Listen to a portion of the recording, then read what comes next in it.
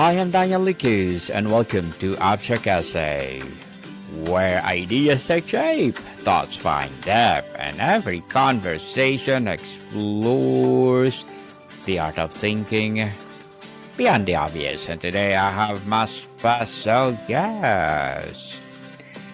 He's the author of several books, no other than Mr. Brad Dude. Hi, Daniel. Good to see you.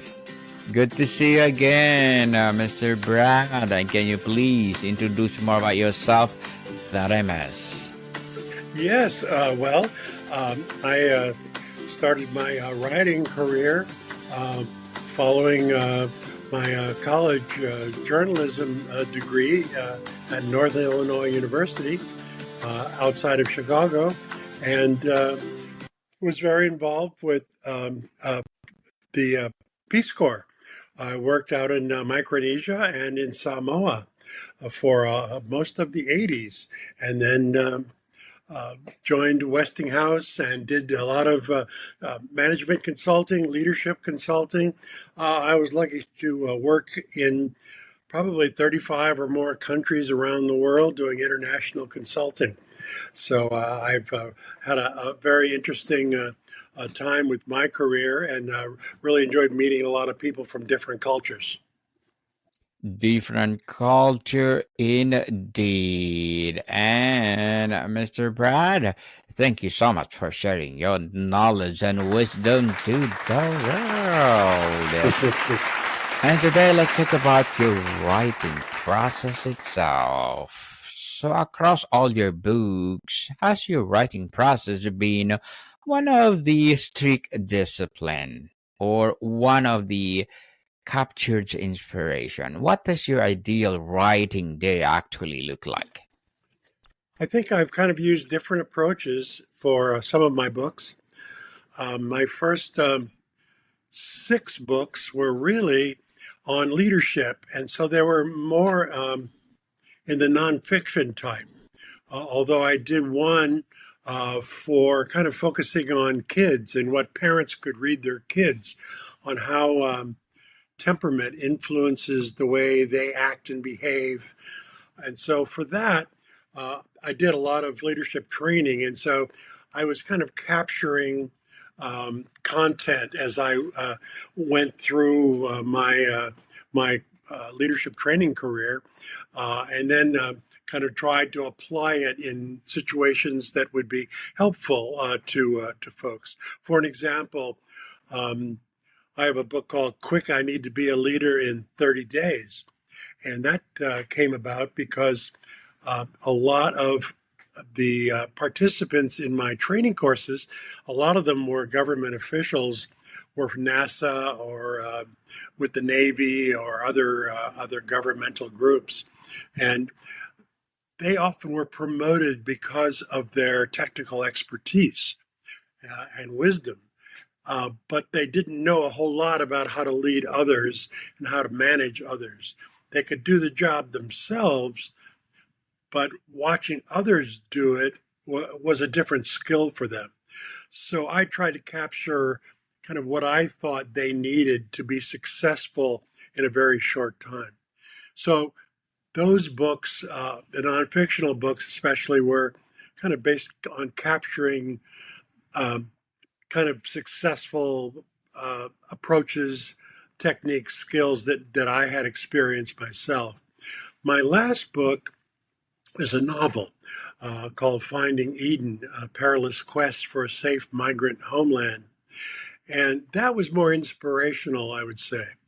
And that came about because of my years working out in the Pacific and on islands. And I was a volunteer on a very tiny island in the Marshall Islands. And my wife's work with immigrants here in New Orleans. So I kind of put those together and did a lot of research. And then on the challenges immigrants had, especially those coming out of Africa and the Middle East, trying to get across the Mediterranean, which was very dangerous. Many people drowned. They don't even know how many really lost their lives trying to find a better way to live, a better, safer place to live. So, based on that research, then I tried to have an inspiration of how do I meld those two together, the island approach as with the challenges that migrants faced in their pursuit of happiness, really. And so I put those together where I have migrants ending up on an island run by pirates. So it's another challenge that they would face, which I felt mimicked kind of the challenges that actual migrants face today. Interesting, Mr. Brad. And do you have a specific ritual or certain place, a particular drink, music, or silence that signals to your brain it's time to write? Um, hmm, very good question, Daniel. Um, I think in general, it's more of the silence, and I think in that silence, every so often, there's a need. I feel a need to fill that silence, especially when I'm at my computer or I'm doing research, and I know it's time to get some things down on paper or on the computer, I should say, um, so I don't forget it, for one. And then it's more data that's there that I can then have as a resource to try to mix and match where my characters, what would their reactions be to learning about this research or running into the challenge that the research has uncovered.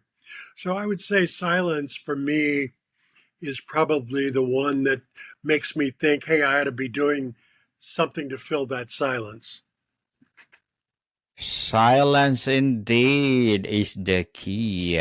From pen and paper to specific software, what are the non negotiable tools of your trade? How can a change in technology ever fundamentally shifted your writing process? Yeah, and that what you bring up is a controversy with writers today. It's about the use of AI. It's amazing what AI can do. Um, I have been more of the old school. I did not want to use it or be influenced by AI. So I have, although I'm certainly in favor of the use of AI, especially as it applies to medicine and how it can streamline research. I really like that idea. Um, and several of my friends use AI in their work other than writing. So, but for writing, I'm kind of old school, and I prefer to use just the paper and pencil, and and Google different items and use the computer to uh, to do that. And then I basically use the good old you know word processing, a variety of good programs uh, to get things down and to then to manipulate them. I'm finding it a challenge in many respects when I see others using AI or other kinds of technology. I almost don't want to know about it, so I don't want to be influenced by it. It's like when you read other writers just before you start writing, you have to be impacted by that. So I try not to do that. I love reading, but when I'm writing, I don't usually read other people at all for fear of being influenced by their approach or their style or some of the words or phrases they use. I don't want to do that. So I try to keep focused and not rely on others and kind of keep on the more traditional ways of writing. Focus indeed. Keep focus. So, where do your books typically begin? With a character, or what if question, a theme, or an image? Yeah, I think kind of a question typically in my mind comes up. Um, with my leadership books, it's I always kind of think of myself as one of my leadership or management training participants, And some of their questions always comes to mind for me. They would say, well, what am I supposed to do if I'm faced with this situation or that situation? So I kind of pick a lot of different topics and then ask those questions to myself. What should I be doing? What do I recommend doing? With my novel, it was a little bit interesting. It was more of what would I personally do if I'm faced with a challenge of I've got to get my family out of my country to a safer place to live, and there's only a couple ways I can do that: by crossing the Sahara Desert and paying people to ship me in the back of a beat up truck. And the research I did showed that that's what they do, in the back of a truck across the desert, paying people off and for your safety and to get through desert police lines and things like that to a port where I'm paying more money and putting my life in danger to get on a ship to try to get across the Mediterranean. What would I do? So I kept asking myself that, more of a personal way. So kind of with the leadership books, it's more from the questions of what would my participants do when they're faced with that. But for the novel, I looked at it more personally. What would I do in faced with a situation that I had to do something to save my family? Interesting, Mr. Brad. And once you have an idea, how do you nurture it before you start writing? Do you use outline, note cards, or mental maps, or something else entirely? I do like mental maps, and I would use a paper and pencil exercise on that, with kind of the main circle. If you can imagine a piece of notebook on a notebook page, in the circle in the middle is kind of the main idea. So for Finding Eden, for an example, it's finding a safe place. And then kind of offshoot, how do I get there? What money do I need? What are the resources? So lines would be coming out of that center circle, uh, and break it down into more detail from that. Then, when that's kind of exhausted, for me, it's kind of going through and seeing, okay, I can cover these circles with kind of a chapter on this. But I'm still missing this, this, and this. So that may be another chapter. So I start to kind of break it down. Um, at least with the novel, I did that. Especially with the quick, I need to be a leader in 30 days. I did it from a story, from a vision of I have 30 pages. I have 30 pages, and in each page, I came up with an approach. Kind of, here's the theme for the day. Here are the books or articles that need to be read this day. Here's the leadership model, if you will, that should be introduced or practiced that day. And here are some exercises that you can do on the job. Very simple, but so it's not just a reading exercise, that you're actually trying to apply some of the information that you're learning about leadership. And that worked out pretty well. Certainly with Finding Eden, I've gotten a lot of reviews. Unfortunately, with my leadership books, it was all mostly for government workers, and so they didn't leave many reviews. They weren't allowed to, I guess, do that. Finding Eden, though, I've got over 130 some reviews, and I'm always looking for more reviews. So I hope your listeners, if they are interested in the topic, will pick up copies and leave some reviews. I'm always interested in getting feedback from the approach that I take to the writing. Definitely. Mr. Brad, you've spoken about the editing process before, but what about the ideas that don't make it? Is there a common type of scene, character, or chapter that you find yourself consistently having to cut, no matter how much you love it?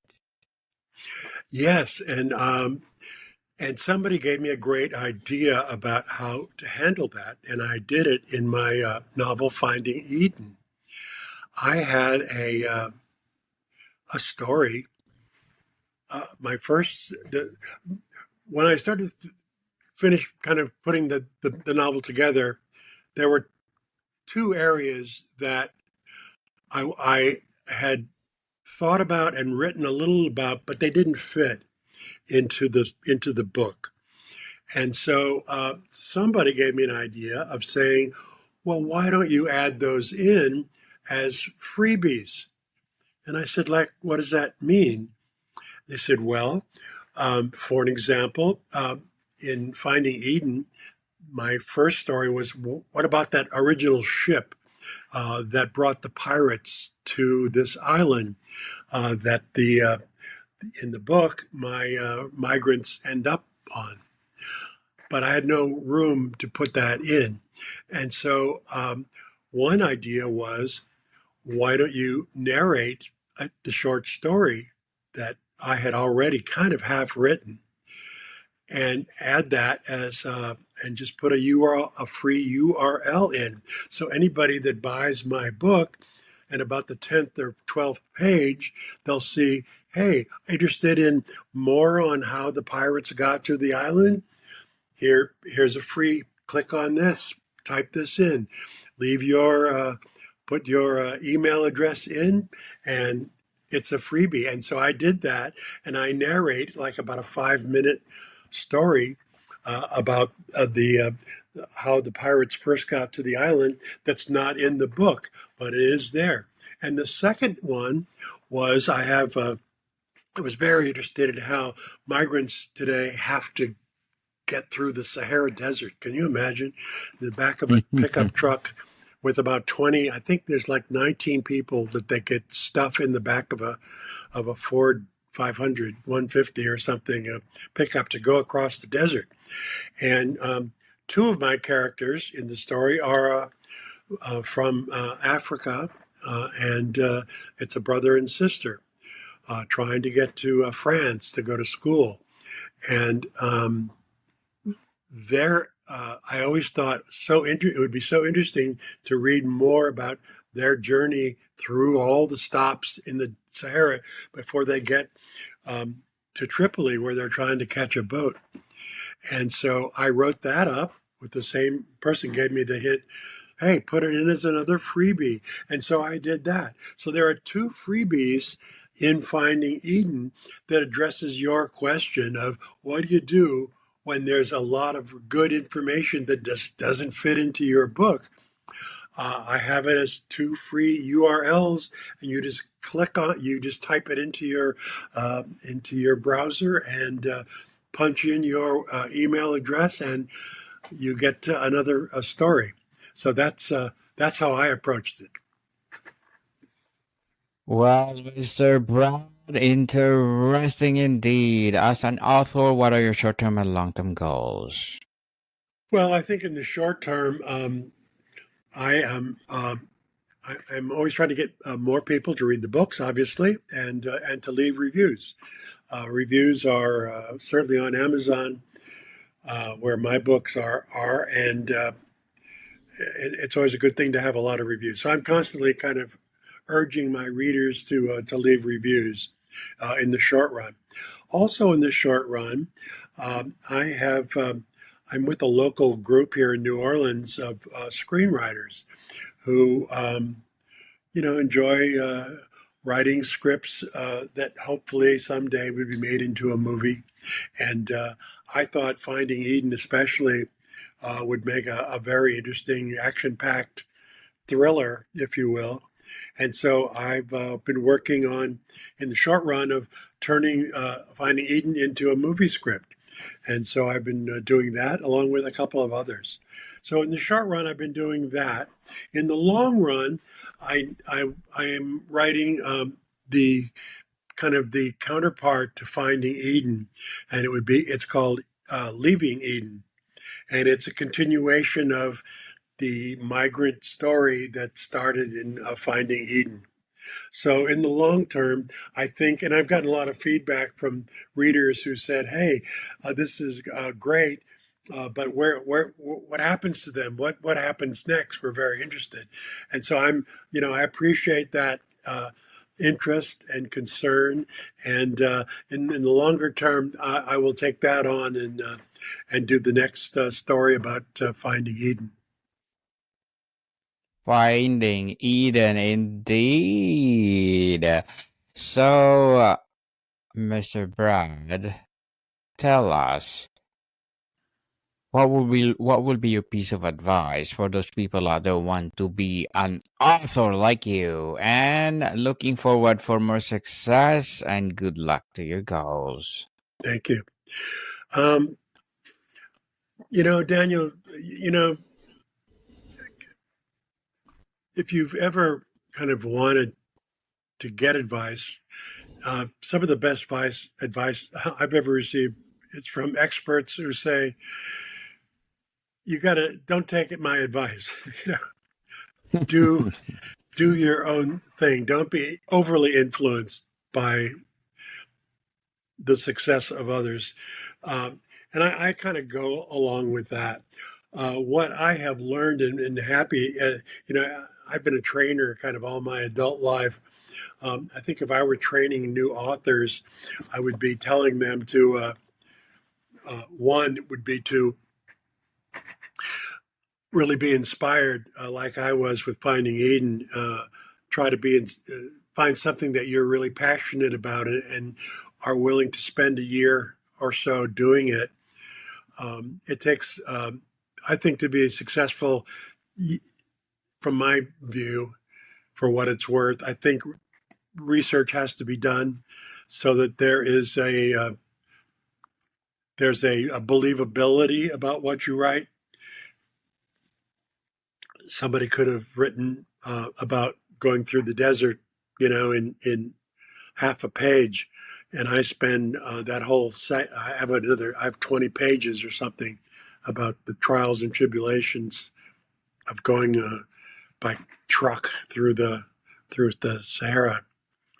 So that's one thing, is to be inspired, be passionate enough in your topic so that you'll stick with it.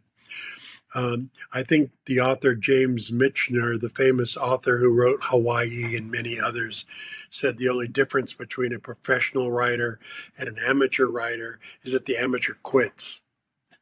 And Yes. so, you need to have that stick to itiveness, I think, is important on that. And then I think in terms of editing, once you've finished, um, I would not. My advice is just don't give it to your mother or your spouse to read alone. It is good for them to read it, I think, and give you feedback. But have somebody that you don't know, or you can pay for editors. There are great editors out there, to have a more objective person do the editing. Because there are some things that you think are just so obvious in your writing that everybody should understand it. And you'll get a good editor who will say, "What did you mean by this? What did you mean by that?" And I think that's important. It's a wake up call. And it forces you to go back and kind of think, okay, what did I mean by this? It's not as obvious as I thought it was. So those are some of the things. Be willing, be passionate, be willing to do the good research on it, and have a objective editor. I think those are really important. And then a final thing I think would be to accept feedback. You don't have to agree with it, and some of it you'll totally disagree with because the reader didn't get what you were trying to say. But just know that that's going to happen, and that there'll be others who will absolutely love what you write. So those are the main things I would say in terms of if I was teaching a intro course for new authors. Interesting, Mr. Brad. And thank you for that advice. And can you please recommend a book or books that influence your journey? Oh, um, I'm very influenced by a couple of authors. The famous ones, of course. To me, Hemingway has always been an influence on me. Hemingway could write, to me, action adventure, and he could also kind of write love stories. And I enjoyed his style, short sentences, um, approaches to. I liked his approach to different topics, everything from from wars to bullfighting, um, and I think that was influenced me on trying to come to the point, not doing a lot of hyperbolating about different things, but really trying to get to the point. Um, and then some authors like a friend of mine, Joe Thoreau, is an interesting author. He based his kind of historical fiction, based in Hawaii, where he used to live. Um, I'm influenced by his storytelling. It's kind of interesting trying to take historical incidents and putting characters around it. And I kind of do that with the research, even in my leadership books. You have a leadership principle, and then you have a character trying to apply um, that that principle, that leadership principle, in the real world to make it, not just a kind of a lecture approach of this is what you must do. It's like, hey, here's what the issue is. Here are various ways that you might attack it, and I really enjoyed that. So there are a lot of different kinds of uh, of authors and action adventure type authors that I enjoy. I will still go on Amazon where my books are available, and and look every so often at who's writing what, and especially I think for me in the action adventure areas is fascinating. Well, thank you for that recommended books, Mr. Brad. And before we wrap up our discussion for today, I'm inviting you to please do listen to my other podcast, people.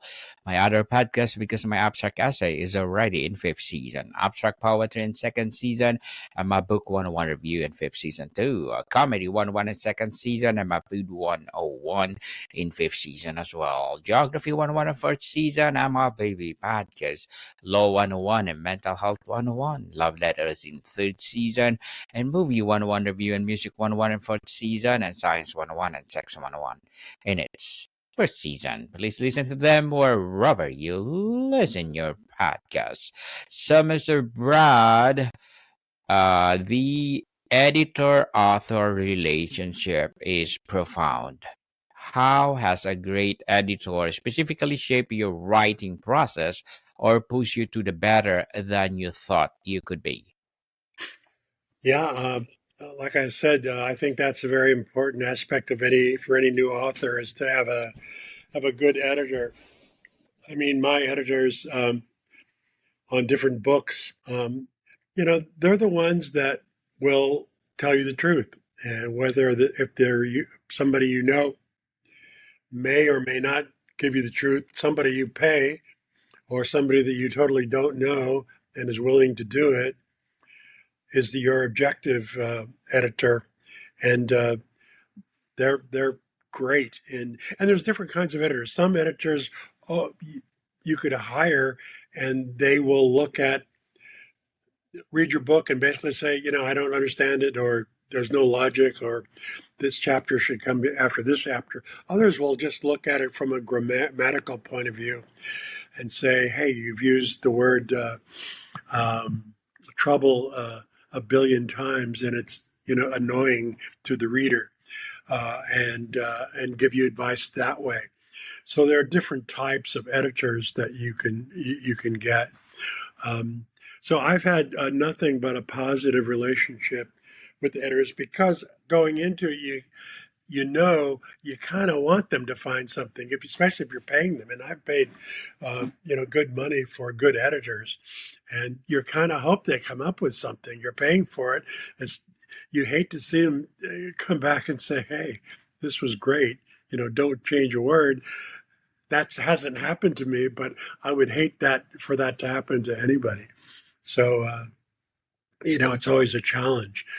I mean, I even had editors look at my website. By the way, it's braddude.com, where I've got, interviews on there, and you're showing my website right now with my books on it, where you can, it takes you to Amazon, and I even have a leadership quiz on there, a free quiz that you can take, which kind of introduces the concepts behind some of the leadership books.